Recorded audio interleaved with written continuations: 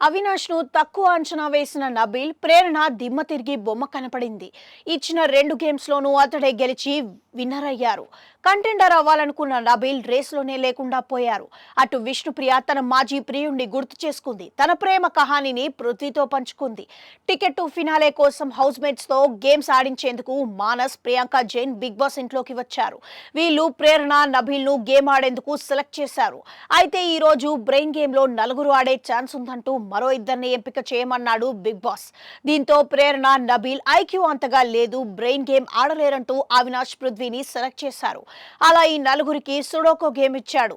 ఈ గేమ్ లో ముందుగా నబీల్ గంట కొట్టి గెలిచేసినంత బిల్డప్ ఇచ్చాడు. తీరా చూస్తే అన్ని తప్పుల తొడకలనే ఉంది.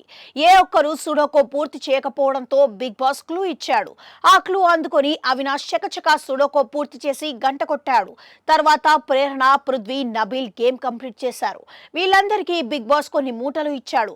అందులో అవినాష్ కు 8, ప్రేరణకు 6, పృథ్వీకి 5, నబీల్ కు 4 బంతులు ఉన్నాయి. అవినాష్ గెలుపుపై నబీల్ అనుమానపడ్డాడు. తేజ, నువ్వేమైనా సాయం చేసావా అని అడిగాడు. ఎవరూ సాయం చేయలేదని హౌస్ మేట్స్ అందరూ క్లారిటీ ఇచ్చారు.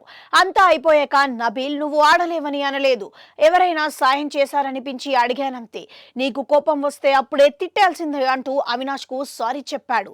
తర్వాత హౌస్ మేట్స్ అందరూ కలిసి కామెడీ స్కిట్లతో కడుపుబ్బా నవ్వించారు. అనంతరం అవినాష్, నబీల్ వారు పొందిన బంతులతో నేర్పుగా సాగు, స్కోర్ పొందు అని మరో గేమ్ ఆడారు.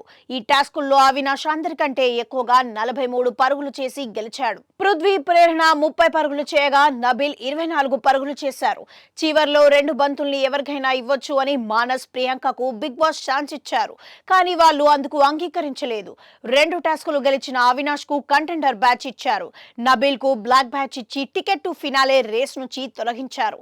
చివర్లో విష్ణు, మానస్ కలిసి జరి జరి పంచె కట్టి పాటకు ఫుల్ ఎనర్జీతో డాన్స్ చేశారు.